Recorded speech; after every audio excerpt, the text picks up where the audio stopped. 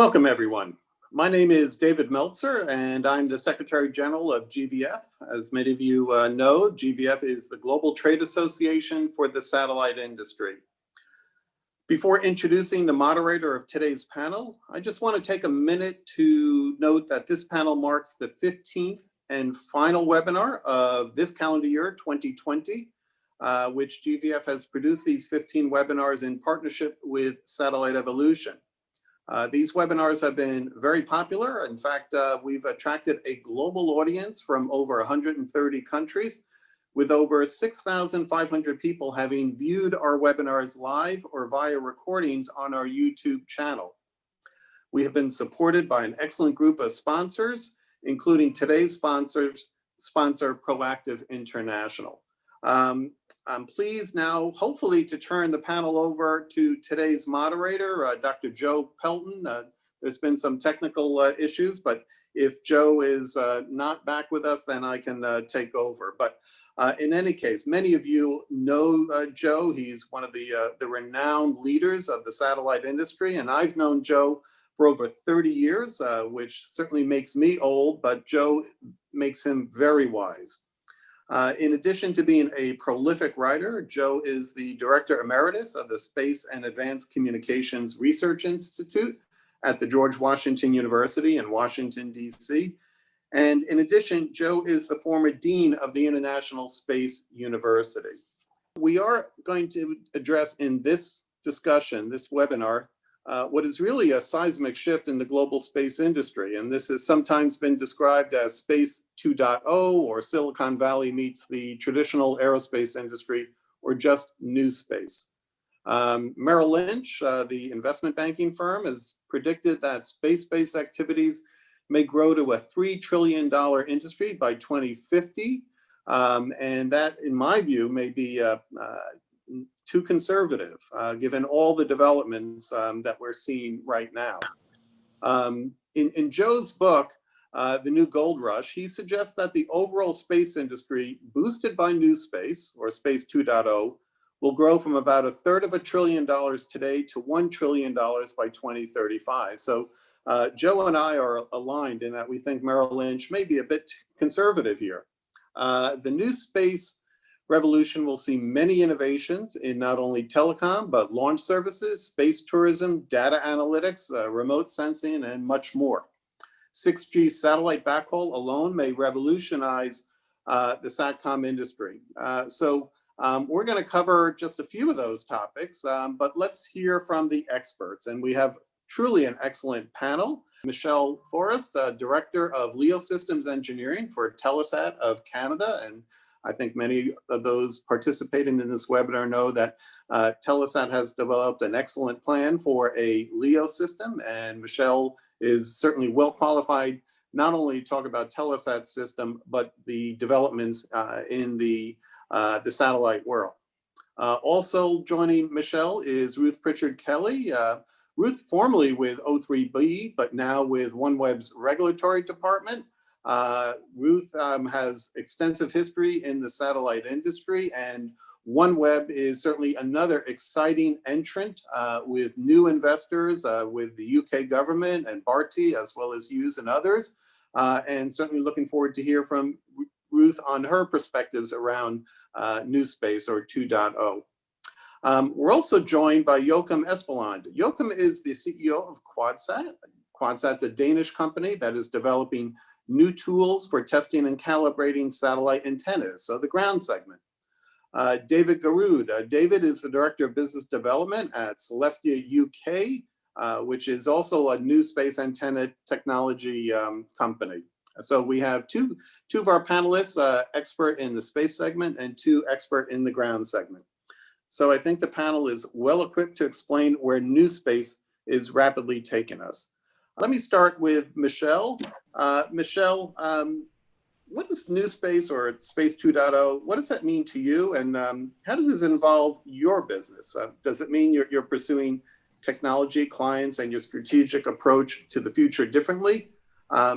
Is Space 2.0 or NewSpace, is it overblown, or is it really a big radical change in your view? So Michelle, What's your views? And then I'll come back and ask the other panelists the same question. Michelle. Yeah, thanks for that introduction. So hello everyone. So for this question, really from our perspective, after more than 5 decades as a satellite operator, at Telesat, we've always been seeking ways to address the changing needs of our customers. So we've been using key technologies and innovations to continuously bring more benefits to our end users. So for Telesat, NewSpace means that reinventing our satellite services are being delivered, taking state-of-the-art satellite technologies, ground systems, and system softwares to enable really high quality, easy to deploy, and affordable satellite services. So for us, NewSpace is essentially a continuation of our innovation track record, but it's pushing us into further innovation than ever. Thank you, Michelle. And I see Joe has joined. Joe, welcome. I understand you had technical difficulty. Joe, I just stepped in and we had just began asking the first question of Michelle. So if you're fully online, if you want to take over, go ahead. Well, let's go to Ruth then. Thanks, Joe. Welcome to your own webinar. Michelle, absolutely everything you said. And I just want to suggest that this is not Space 2.0, but Space 3.0.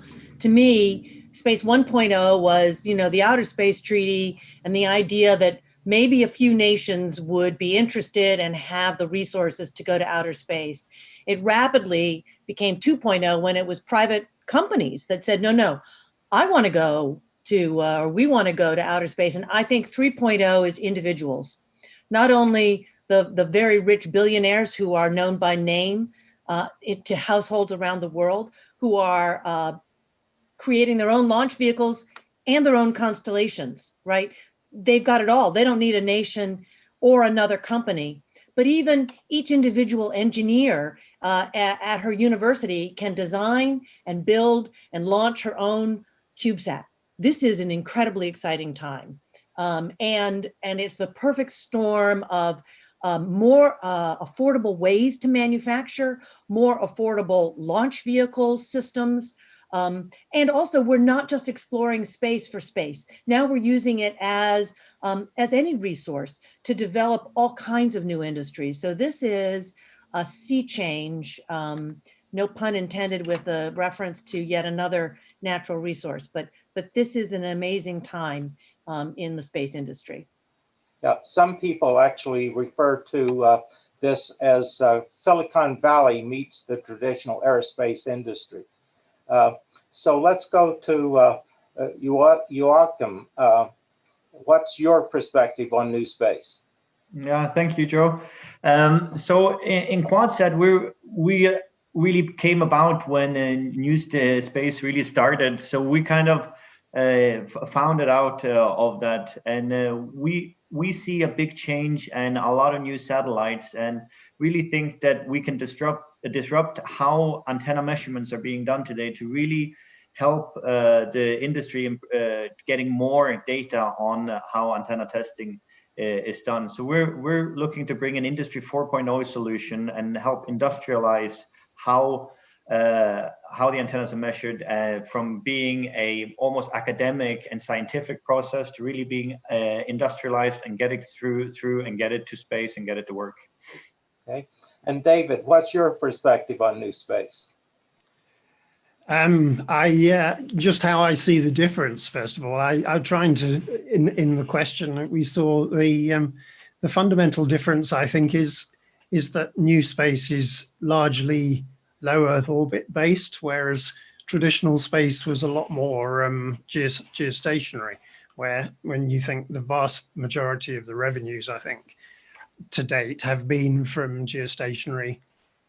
From the major satellite operators for communications, but the new Space 2 or 3 is I think a lot more based on low Earth orbit systems, and also there's a disconnect really between the two industries. It's almost as if they're separate industries. The old industry is largely in plateauing or in decline. There, everybody's seeing market valuations fall and revenues falling, whereas the new space is full of vigorous young people with loads of energy, with all sorts of new ideas. And also the old system is really a background infrastructure type industry, whereas I think we're going to see a lot more services in the new space systems. Another aspect actually is just in the capex. To get into a geostationary orbit, you're looking at 100, 200 million, say, to launch a satellite.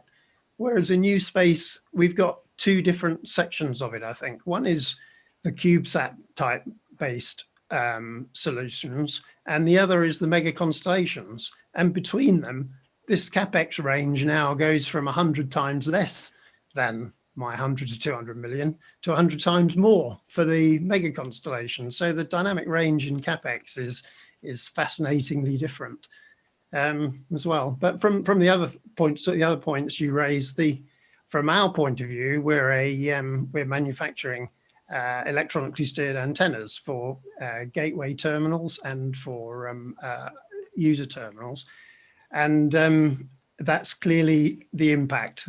Low Earth orbit satellites need electronically steered antennas and require the new technology, which Elon Musk has admitted is the user terminal cost is concerning, which is the major issue with it, and I think is the biggest challenge for many of these low Earth orbit systems.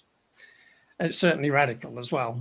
We need some radical new approaches on the business plans at least, to find ways of effectively subsidizing, at least in the near term, for the user terminal costs to make these systems fly. So, well, we'll return to the capitalization issue in a few minutes, but I think it is important. We're focusing today largely on telecommunications, but this whole revolution involve everything from space tourism to hyperspace transportation to data analytics and a whole host of other new space applications. In my book, The New Gold Rush in Space, I projected that we will advance from about 1/3 of $1 trillion industry to $1 trillion industry by 2035. And Merrill Lynch has even gone further to say by 2050, it will expand to a $3 trillion industry.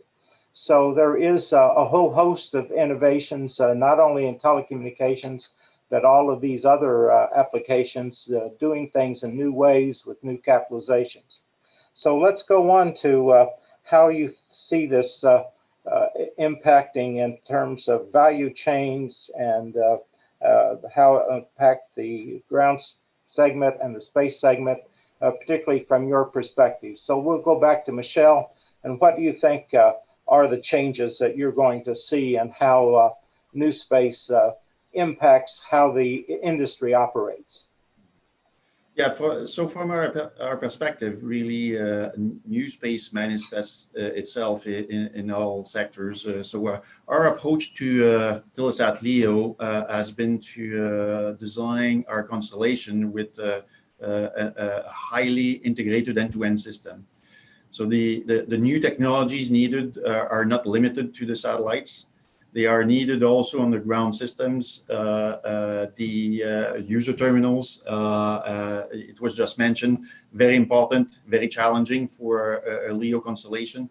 And perhaps more importantly, it manifests itself in the system operation software stack to control and manage a large constellation like the one we're planning. So in essence, in our view, the innovations that are needed and is sort of pushed by this NewSpace environment is addressing all parts of the end-to-end system. Okay. Ruth, what's your perspective? Yeah, so I think several of the constellations have tackled and successfully found ways to revolutionize manufacturing, right? I think there's no question that we've gone from taking a year to hand build a single geostationary to churning out 2 to 10 assembly line satellites a day, right? Both SpaceX and OneWeb's joint venture with Airbus are capable of doing that, and therefore that's not a problem anymore. We solved that. The launch vehicles are amazing in their developments, and they're also, that industry is coming along. The user terminal is a problem, but boy, I'm sure the market will fill that vacuum in no time, because the demand is going to be there as soon as these systems prove they work. And the beta tests are out there now, right? Everyone is going to want one. Everyone is everywhere is going to need a terminal within range of their Wi-Fi. So being remote will no longer mean being disconnected. People are going to want that connection because it'll be there. The capability will be there, no question. And with that connectivity, you can do anything, right? And so this is going to change education. This is going to change how we do our jobs, where we do our jobs. Is going to change immigration. People are no longer going to leave their village or their island to get a university degree and then not come back, right? They're going to get that university degree wherever they are. And then they're going to work for that financial district, which no longer needs to be in a population center, a contagion-filled population center, right? People can now be dispersed and be as effective as ever. This is going to change the world. So, Michelle, I'm sorry, Joachim, I'm sorry, next. Yeah, thank you, Joe. So yeah, I completely agree with Ruth on how we've seen satellites being built in the past, component by component and batch by batch being individually tested and qualified to get through. So I really hope that the systems that we're seeing now, where it's more system-based manufacturing and getting it together, is still going to be able to keep up with that quality in space, because we don't have the opportunity to pick it back down again if it's not exactly how we wanted it to be. So and David. Hi, I would echo and support Ruth's comments on all that. And the dramatic changes in launch and satellite we've already seen. On the ground segment, it's really not so much yet. It's not so obvious, and there's a long way to go on the ground segment area. But I think also on the ground segment, we're going to see some changes in the way the teleports, the traditional teleports, which are currently relatively individual services, I think will be in the new environment will become much more globally networked services that provide a lot broader service offering than the basic teleport, with a lot more software-based services. And I think we will also see a massive growth in software-based services coming from all these CubeSat-based systems that people are struggling to deal with all the data that's coming. But I'm sure that that's going to be merged soon, and a whole plethora of new services will appear. Well, these new opportunities also bring new challenges. So I'm going to pose a first question about the space industry and the constellations and the problem of orbital debris. How do you think those issues are going to be faced? And I'll start with Michelle, which is, of course, deploying their Telesat LEO system. How are you going to cope with the space debris problem more effectively? Hey, thanks, Joe. Yeah, this is a very important topic. So for Telesat, obviously operating a fleet of geosatellites for more than 50 years, we've been acting as a responsible actor in this area and taking really care with a lot of focus on managing the space-based resource so that our orbits remain available today and for future generations, obviously. So we intend to apply the same state-of-the-art practices for LEO constellations. So that's highly important for all of us, our industry. So Telesat cares a lot about this. So, but we believe that this care starts very long before we get into orbit. So we need to think of how the satellites are designed, how the procedures will be in place, what are the best practice to ensure safe operation.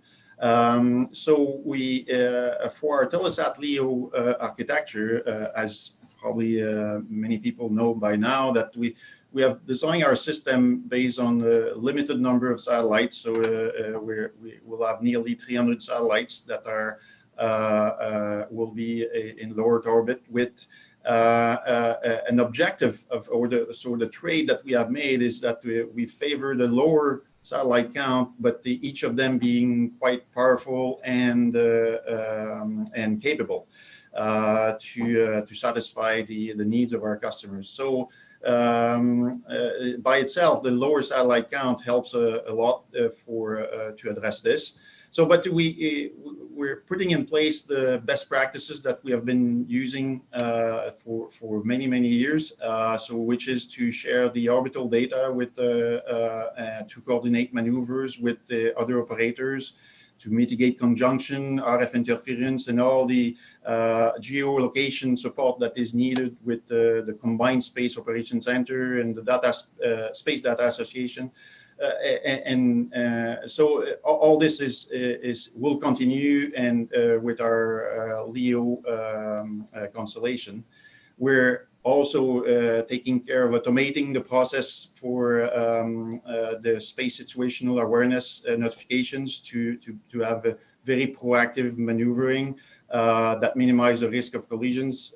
We do that today on our GEO fleet.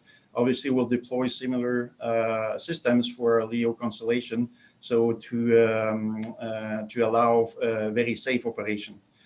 And finally, with regards to the orbiting, because that's also a very important element, the satellites are designed with highly reliable critical subsystems to enable that the time it takes for a Telesat LEO satellite to deorbit will be less than 5 years. And this is significantly less than the current practice of 25 years. So in summary, without taking more time, this is just to illustrate that Telesat cares a lot about this aspect, and we're putting all the efforts and the experience that we have for the last few decades. So Ruth, as we go to you, maybe you explain a little bit more about what the Space Data Association does.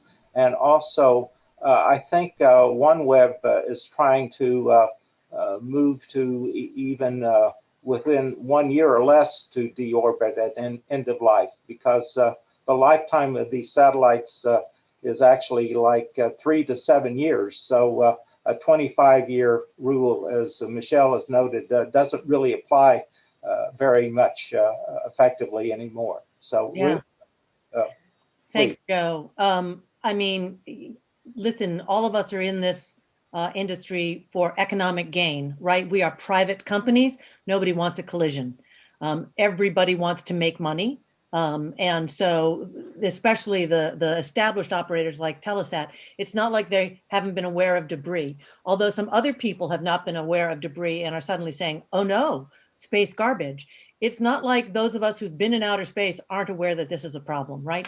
This is why the ADR community is being developed, right? Because not only do we no longer want to create debris, we want to go back and clean up what is already there. So Ruth, you referred to explain ADR as active debris removal. Exactly. So, for example, Michelle talked about actively deorbiting. This has been a problem if you're far out at geostationary. It's been almost impossible to bring back that debris. And so people have just sort of kicked it out into what we call a graveyard orbit. But now that the new constellations are in a low Earth orbit, in fact, it is quite possible to responsibly deorbit those objects so that they are no longer debris. And most of us are committing, as Michelle said, to this new sort of 5-year rule. So for some time, there's been a concept that within 25 years, if you could, you should deorbit your object in outer space. It's just a guideline. And now the new community is saying, that's crazy, especially if your lifetime is only 6 months, that you would let this CubeSat be in outer space, just being garbage for 25 years. That's not responsible. And all of us are really talking about a responsible attitude toward outer space, the same way on Earth. We've become more aware in the past generation of our environmental responsibility. So the concept now is within 5 years of your end of life, you should be out of space. Or if your lifetime is shorter than 5 years, it really should be only within your lifetime. So if you're a 6-month CubeSat, you've got 6 months to get out of space. The OneWeb satellites, which are likely to be 7 to 10 years, in fact, now we've found we're going to have a very effective lifespan. We still commit to deorbiting within 5 years of our end of life. And that is incredibly important to keep outer space clean. Okay. Now let's go to the space antenna market on the ground. And there, I think the challenge is that we need these electronically steerable antennas to operate with the LEO constellations, but their costs are still high. How do we get the cost of these systems down, and also even the cost of the calibration and the other aspects of making these systems available quickly as well as at low cost? So Joaquin, can you start? Yeah, so in QuadSat, we're developing drones that is to be used to make measurements of antennas. So we believe that that's really the key to bringing the cost down. Of instead of having to send your antenna to a laboratory, let's bring the laboratory to the antenna. Be able to make the measurements where they are needed, and having something that is portable and easy to bring with you seems to be a really good way of being fast and efficient. A drone solution is also quite scalable. It's easy. It's quite fast to build compared to a large test range or an antenna facility. So we believe that this can really help facilitate and de-risk going to market with your products. So to experience with overbooked test facilities and these sort of things. And also to just highlight a little bit about interference is also something that will keep growing as we put more and more satellites and more and more antennas into space. So the spectrum is also finite, so it's also very important that we keep a good quality of our transmissions, because we have IoT units such as delivery drones and driverless cars coming around, and they cannot exist in without an interference-free radio spectrum environment. Okay, David. Yeah, cost is a major issue here, but the user terminal perspective is very different from the gateway one. I mean, in electronically steerable antennas, the costs are almost directly proportional to the areas involved. They're already more expensive than dishes at any size, with multi-layer PCBs, which are expensive, coupled with components. You can't really compete with a piece of stamped metal. And then that problem is exacerbated by the if you're dealing with a flat antenna and you want to deal with a big scan loss. If you've only got a small scan, then you don't see much gain reduction. But by the time you go from, for example, a 20-degree scan will only give you a 10% loss in gain. If you need to scan to 70 degrees away from broadside to the panel, you need to increase that area by a factor of 4 to get the same gain. So now you've got a 4 times multiplier on something that's already more expensive. So it's a one method of reducing this the cost is going to be to reduce the necessary scan angle. And it's interesting that the numbers of satellites that are being proposed in these mega constellations now have gone up dramatically from the original plans, where the 70-degree scan angles were necessary. But with the higher number of satellites in orbit, the scan angles are dramatically reduced. So I think already you will see a dramatic cost reduction just because the separation between the satellites has been reduced. But the real problem there is the user terminal. Obviously, the user terminal is the biggest way to make the whole ecosystem work financially. But from a gateway point of view, it works very well because you can support multiple beams. The gateway terminal we're doing will support 15, 20, 25 beams.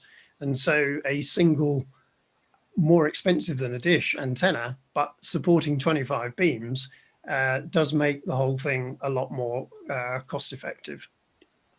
So there is hope, but I think it's going to rely on volume for the user terminal. We're going to have to get to volume and experience to bring the cost down. Let's go to a more philosophic question, and that is, what's driving the new space industry? Do you think it's entrepreneurial spirit, new design and manufacturing techniques? Is the key capital investment and the range of capital that's needed? Identification of new user markets? What do we think are the really key drivers? And so, again, we'll start with Michelle. Yeah, that's a very interesting point, Joe. So for us, it is our customers that is driving us into the new space area. Obviously, driving us toward our LEO program. But we had many discussions with our customers currently using our GEO fleet services and other fleet GEOs. And they come back with the main element that if it was possible to have lower latency, then they would really love to have that because of the benefits of lower latency. But more importantly, perhaps, is that in some sectors, like the maritime and aero service providers, that they are experiencing daily capacity limitations when we have or when they have multiple ships entering a port or airplanes approaching a hub airport. So the combination of these two, low latency and capacity limitations, have driven us into our architecture of our Telesat LEO that allows to dynamically allocate the capacity from obviously a lower orbit. So allowing our customers to get the capacity they need at the right place at the right time and with the performance they get from a lower latency. And the other element is that we've been driven by our customer is the fact that they need to have the satellite systems better seamless integrated with their terrestrial connectivity. So we've been driving our system architecture to be compliant with MEF standards for better interoperability with the terrestrial networks. So that's particularly appealing for MNOs and anyone that needs to interconnect terrestrial networks. So in a nutshell, so it's mostly our customers that have been driven us into exploring new space aspect and for our future. Okay, and Ruth? Yeah, I mean, customers is just another way of saying demand. It is basic economics. The demand has skyrocketed, and the reason is because two huge changes in the world, and the first is the internet, right? So the internet has exploded in the last 20 years. It didn't exist 25, 30 years ago when a previous iteration of non-geos tried to come about, right? Teledesic is still a distasteful word in many people's mouths, right? Iridium went bankrupt, came back, ICO, Ellipsat, what have you. They were focused on voice because even back when the first Intelsats were built, it's not like the engineers didn't know that a low Earth orbit would be better for a voice phone call, but the demand wasn't there. The business case was not there to make a low Earth orbit financially viable. So now we've got the internet and people realize that this is something that needs lower latency, or you time out, right? You need a lower latency connection for your internet and personal mobility. Can you see it? Everybody wants this device with them working at all times, right? And it's a human right. People want this, they've demanded it. So now the engineers are like, well, I can build that. Trust me, I can build that. Look at the number of different architectural designs we have. Telesat LEO doesn't look like OneWeb's, it doesn't look like Amazon's, it doesn't look like SpaceX's, right? And yet I'm pretty sure these are all going to be successful architectures. There are many ways to be not geostationary. So the demand is there. We are filling the void. The economies of scale are coming with manufacturing, with launching. They will come with the user terminals as well, right? I think it's going to be a pretty typical uptake. Like any electronic, there are those people who will pay anything if it works. We're talking governments, we're talking militaries, we're talking those with nothing else. People in the middle of nowhere, people on mobile platforms, whether they're planes or ships in the middle of the ocean, where a terrestrial wireless network can't reach them. These people need connectivity. They will pay a lot of money for a bespoke system. And once that primes the pump, right, then we can get more mass production and more affordable terminals. And it's coming, everybody, right? It is coming by 2025, 2030 at the latest. We're not going to have this discussion. We'll have moved on to other discussions. You're welcome. How do you see it from the ground station perspective as the drivers? Yeah, from our side, it's a little bit as you say with the investments that comes into to being driven by the demand has opened up. So QuadSat has relied on venture capital to get started. We had an idea. We looked towards how can we make this, prove this with the least amount of money as quickly as we can think, and then move forward from there. And I think that a lot of people has that same mindset in NewSpace with thinking that they have an idea, something that they would like to see, and then kind of looking at what are the opportunities out there and how can you do that for the least amount of money that you can. And then you can try and go and raise that funding with some investors that see these potentials with space. And that's really driving a lot of these new companies that are emerging, doing various things at least for the very early start companies. And David. I think what drives it, all of the things you mentioned are making a contribution to it. And space is an exciting environment, and it's very attractive to the entrepreneurial spirit. And rockets, the ultimate in big boys' toys. What's not to love? So there's a lot of attraction from that. The technologies certainly drive it. Without it, it clearly wouldn't happen. So that's inevitable. There's a lot of new investment from the billionaire group is a new form of investment for this kind of thing, and most of the well-known billionaires have had an involvement in the industry. And as Ruth says, the inexorable rise in demand for mobility is not really a new market so much as a rapidly growing and continuing to grow market. But in addition to those, I think you're seeing an increasing sensitivity in environmental concerns, which in itself are driving the EO side of the industry a lot more to deal with some of the climatic problems, and emergency responses consequent to the climate change in some respects are being needed more and more. There's also altruistic aspirations now coming to play with the aspiration to get the half the world that's not connected. And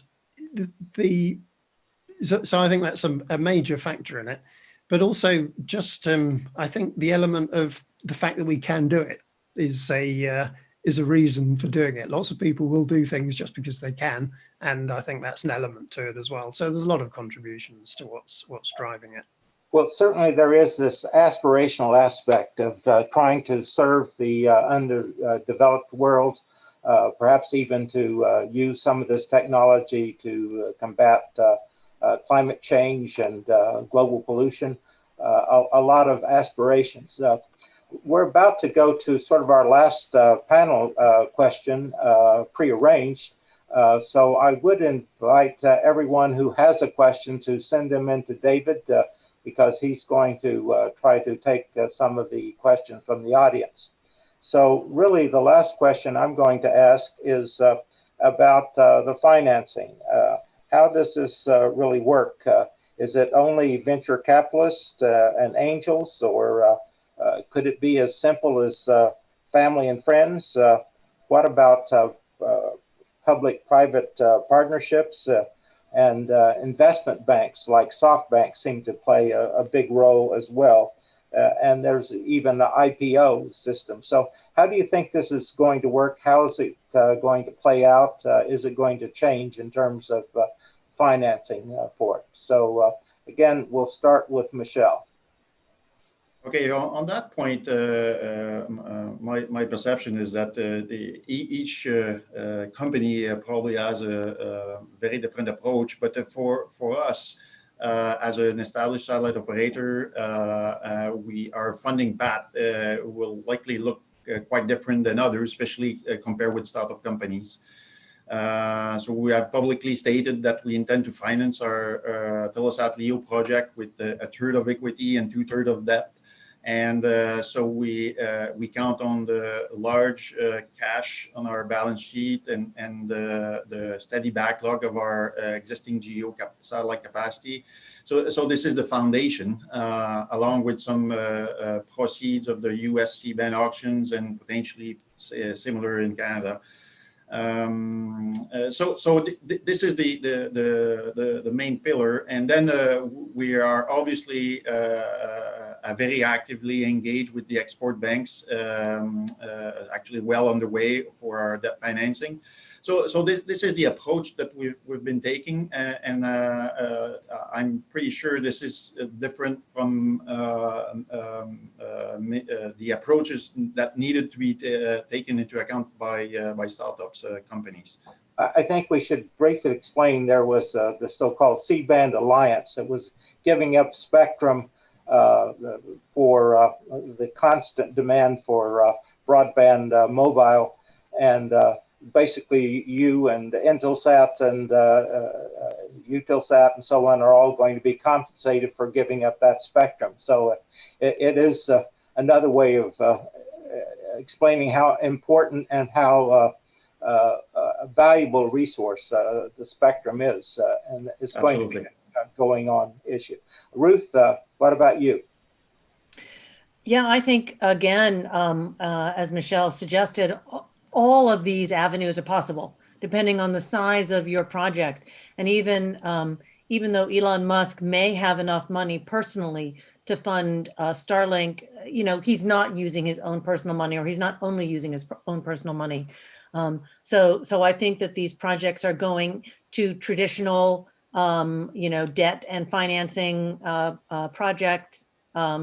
They're also getting smaller venture capital. SoftBank, just a small correction, is not a bank, but a software company that made a lot of money making software for banks, and then in effect became their own venture capital fund. And mom and dad can probably help if you're small enough, right? Or depending on who mom and dad are. And then government backing. So Telesat indirectly, one of its major shareholders is the pension plan for government employees in Canada. Obviously, that's of great importance to the Canadian government. SES was formed by the Luxembourg government. OneWeb had an investment from Rwanda for years, and now we have a larger investment from the United Kingdom. I think there is a recognition, almost a return to the days of the signatory, right? Where not every one of the 200 nations in the world can put up a low Earth orbit system. And hopefully they don't even try, right? For some decades, there was a sense of national pride in having your own GEO, right? And even that has really not worked. So how do you get a sense of not just national pride, but concerns about security, security of your nation's communication links. How do you, as a nation, get control of that? And I think that's going to encourage national investments in these systems as well. So I think you're going to see an entire range of funding mechanisms. Okay, and so you're welcome. Yeah, I think that yeah, it really depends on where you are in the stage of the company and how to start out. When we started out in QuadSat, we came actually right from the university, so we didn't really have any money to start out. So that's kind of, we had to rely on doing some consultancy, and then also finding some investors that were really willing to take a chance on an idea and some people behind that idea, and so you really kind of gotta formulate your value proposition correctly with the right people. But there's many options available when it comes to innovation funds that are available to apply for. European Space Agency has a lot of great programs to follow. Probably so do NASA. If you're bringing some new technologies to market, to really get you started and to show to some customers that what you're trying to do is actually feasible and is possible to put into the market. So I think that that's really important, to use these tools that we have available to us to actually get to a point where larger corporates and industry can look at what you have and actually say, okay, this is something that we think is valuable, that we would like to use. And David. I see it, I think, very much same as Ruth described. It's quite a complex environment, but I see a distinct difference between the CubeSat side of NewSpace and the mega constellation side of NewSpace. I think the CubeSat side is very much more on the traditional footing, as Joachim just described. And a lot of it is coming from government seed financing as well. But in the mega constellations, I think there's some novel approaches. And I think you need to look at the motivations and how different they all are. Because although obviously they're out to make money, it's not so straightforwardly a return on investment perspective. You know, the two the Starlink and the Kuiper systems are both driven by individuals who have aspirations to establish life in space, and their funding in the case of Kuiper particularly is indirectly coming out of Amazon profits. So certainly not a traditional venture capitalist arrangement. Starlink, as Ruth says, is well supported by venture capitalists, but the motivations are in Kuiper, I think, to some extent, are ridden by the aspirations of the rest of the group, because there will be all sorts of paybacks for the rest of the group, and it doesn't have to be particularly a self-supporting activity just for the connectivity service. There's also the aspect that in the case of Bezos and Musk, they're both very competitive individuals. There's probably a degree of competitiveness between them to do it first and bigger and better. But rather than the commercial proposition of the connectivity. And the other two, as Ruth says, OneWeb and Telesat, both have a variety of investment, both of which have some significant government involvement, where the motivation there is a bit more altruistic, to deal with the connectivity divide between those who haven't, and to varying degrees defense and security requirements. So there's a big mix. There's a lot of aspects to it. Well, before I turn this over to David, I want to thank all of the panelists that have, I thought, gave us some very insightful answers. And just to note that there really are dozens of books out there that explore the exciting world of Space 2.0 and NewSpace and so on. it really is an exciting and interesting story. So David, do we have some questions from the audience? We sure do, Joe. We have over 10 questions. And for those questions that we're not able to get to in the time remaining, please go back to the GVF website in the next day or two. We're immediately following this panel. We're going to be asking our panelists to respond to those questions we do not have time to get to. So no worries, your questions will be answered. If not live now, in the next day or two, we'll be posting the answers. We had two similar questions, one from a good former colleague of mine, DK Sachdev, and the similar question from Shirok Amiri that I think the panelists addressed in the discussion around the ground segment. Both DK and Shirok noted the need not only for the technology to develop, but also for the cost to come down. I think the panelists addressed those concerns with great confidence. I think DK in particular is saying that without those advances that the panelists feel confident about, he's rather pessimistic about the prospects for NewSpace. Before turning it over to the panelists to see if there's anything new that they want to address in response to those concerns on the technology and cost trends, I do want to raise a question very interesting that came from Paul Sandoval. And Paul, this was a new analysis for me, but maybe it's old news for you all on the panelists. But Paul was looking at the cost of launching a GEO versus a LEO system. As Paul put up in shorthand, to launch a global LEO, you need hundreds, if not thousands, of satellites with many launches. Whereas for a GEO system, 5 or fewer launches will give you a GEO coverage. And of course, as we heard, the lifespan for GEO satellites tends to be considerably longer than that contemplated for the LEO. So Paul is asking, are there any comments, because underlying his statement is that the economics on the launch side seem to favor GEO.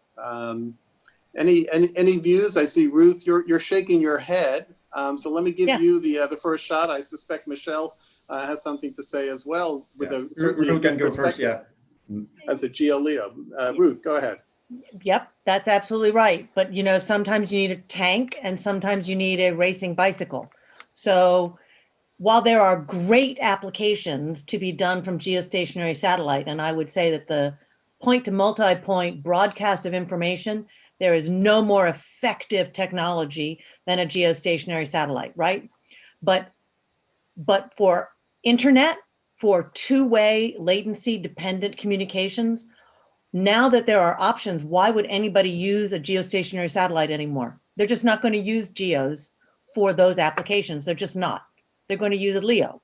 Now, I don't know which of the LEO architectures will survive, right? This might be a question for the market yet to come, right? We're looking at, as I said, at least 4 quite different architectures. They may all work. Maybe it's going to be a question for those of us who are old enough to remember the recording tape for your, right? Was it VHS versus beta? Or how about just software? Word is a terrible software for managing writing. Word Perfect was much better, but it didn't get the market.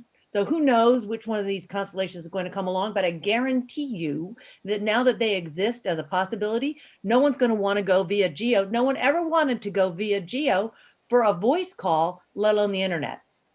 End of discussion. Also, by the way, as a company where there were plenty of business analysts saying, what's the business case for OneWeb?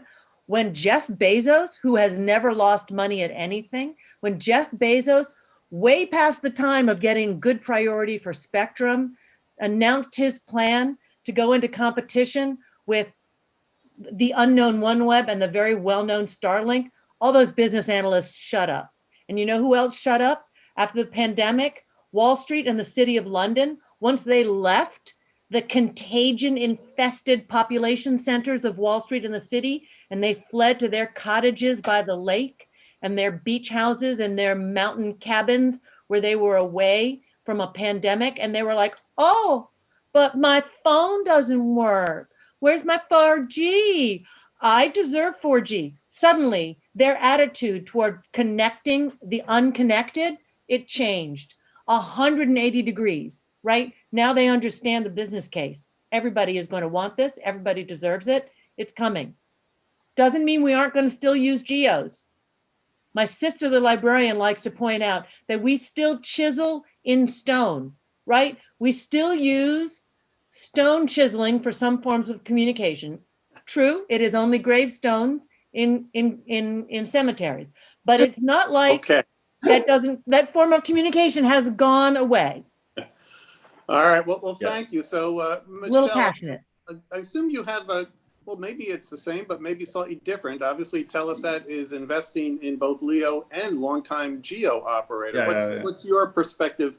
Getting back to Paul's question about So I think Paul's question was about the costs of the launches and how it affects why is it still adequate to consider LEO mega constellations if we need that many launch to complete the constellation. So the answer is fairly easy. As we treat the design of and the architecture of the system, we account obviously to the number of launches that are needed. We optimize satellite design to fit as many as possible on the launch and single launch vehicle, and we do that trade from an overall cost efficiency perspective, and obviously considering the capacity demand that we expect to be able to sell to satisfy. So overall, with the improvements in the launch costs and let's say well optimized architecture to take advantage of that, this is still a very winning business case. And I agree with Ruth that it's if we project ourselves in a few years, everybody will probably say, hey, it's why still we use GEO? We will still have a need for GEO for some of the market needs. But for us, the main pillar, if we project ourselves in a few years, it will be our LEO services. Thank you. And Ruth, I echo your comments about word versus word perfect. I still remember word perfect, and from Orem, Utah, as I recall. We had a question from someone who just identified as anonymous. And we previously heard the panelists talk about the role of government and certainly the major investments made by the UK government and other governments, and going back to the early days of the satellite world where you had signatories. But Joachim and David, I think this is a question perhaps you're better equipped to answer, which is a lot of governments are now looking to provide seed funding to help develop new technologies, not necessarily to be major investors of operational systems. I think, Joachim, you have experience with the European Space Agency. I wonder if you could talk about how you see the role of governments as technology, seeding technology developments, as opposed to traditional investor role that we now see the UK government reassuming from years gone by with its former investment through BT and Intelsat, Inmarsat, and Eutelsat. So Joachim, what's your perspective? And then David. Yeah, so we had a lot of support from the Danish government throughout our innovation cycle, where we've been in the process have helped differently.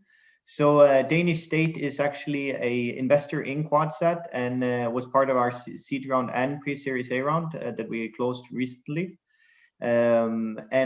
Also, like ESA operates, that's something that also needs to be approved by the government. So they have really been a facilitator for us to really get to develop our technology by engaging with them, explaining with them how we can benefit in the Danish market, how we can grow workplaces, as well as bring a high-tech technology to Denmark as well, because they want to be part of the space industry and support that and have that in Denmark. So for us, that's been a great experience to be here, and I've been very surprised over how innovative and how big a focus there is on entrepreneurship and innovation in Denmark.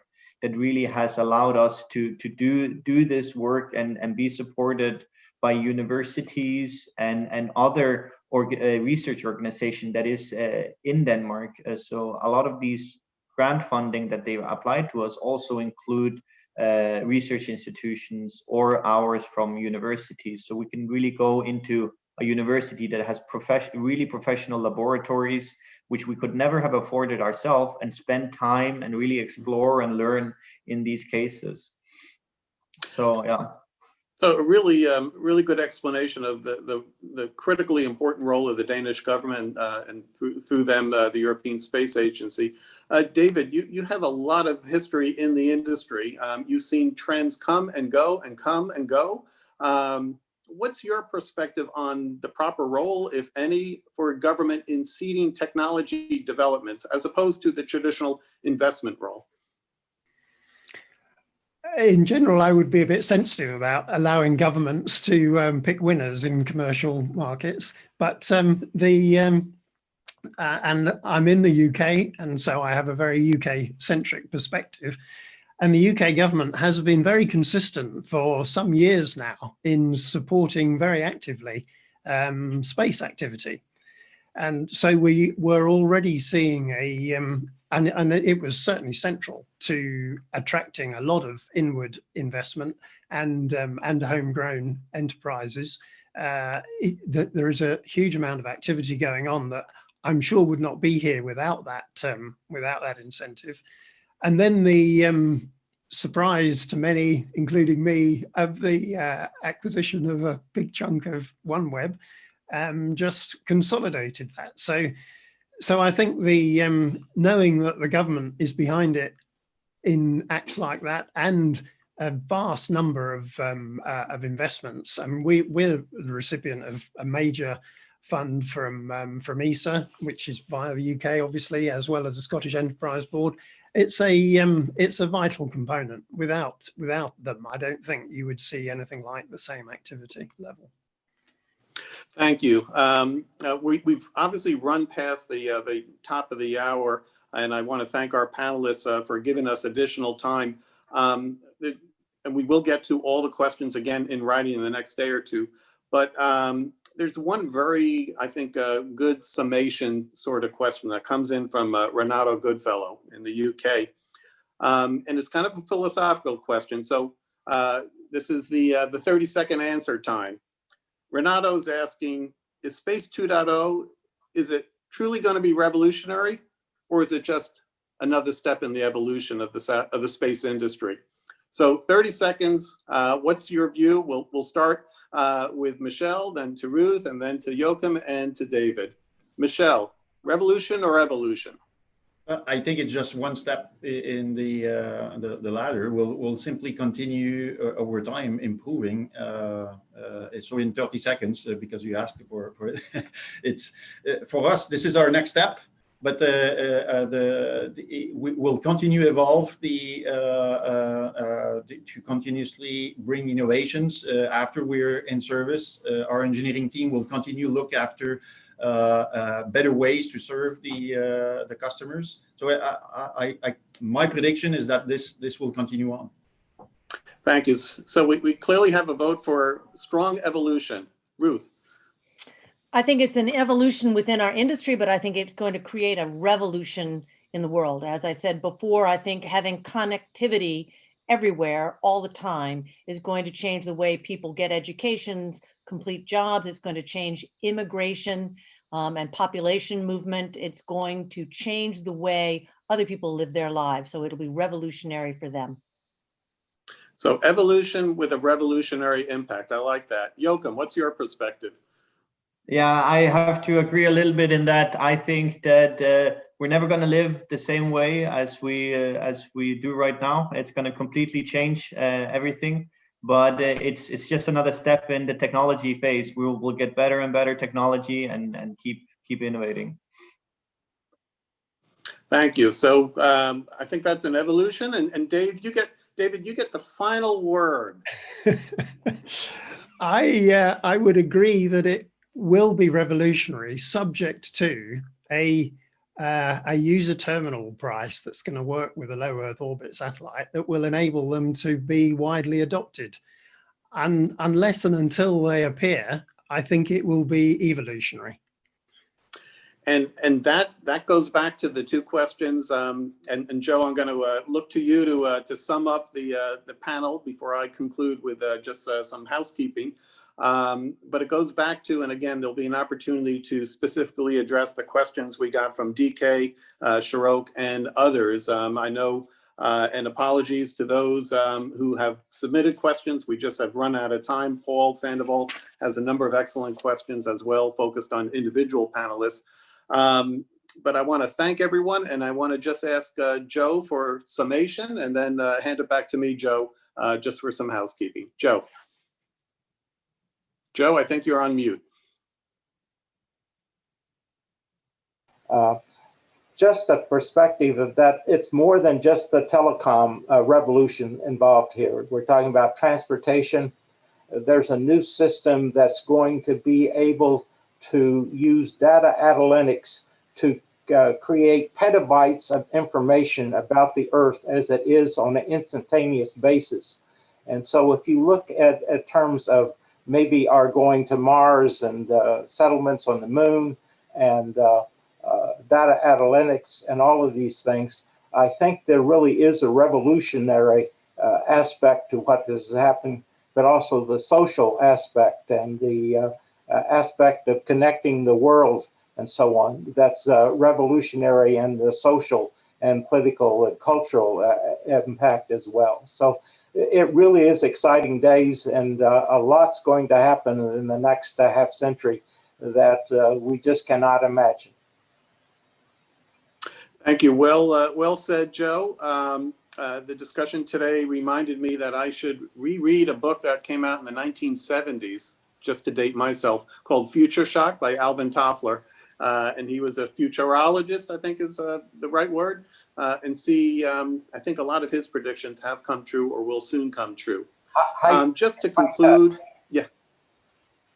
High tech, Please. high touch, it's true. It is, okay. So again, thank you all panelists, and in particular, Joe, great job all. For the audience, recording of this session, it's going to be available soon on the GVF website, gvf.org. As I said, answers to the questions that we could not get to will be posted probably in the next day or two, and we'll ask our panelists to quickly respond as we send out those unanswered questions. And finally, this does bring us to the conclusion not only of this webinar, but our 2020 series of webinars. Encourage the audience to watch previous webinars at gvf.org. We are going to resume these webinars in January of 2021, and hopefully they are as widely viewed as the 2020 series of webinars have. And finally, I just want to wish everyone on the call, both as panelists, moderator, as well as the audience, as we all, I think, look forward to closing the book on 2020. Wish you all a healthy and restful holiday season. May 2021 bring good health, happiness, and prosperity to you. And may 2021 bring the resumption of a normal life. Thank you all.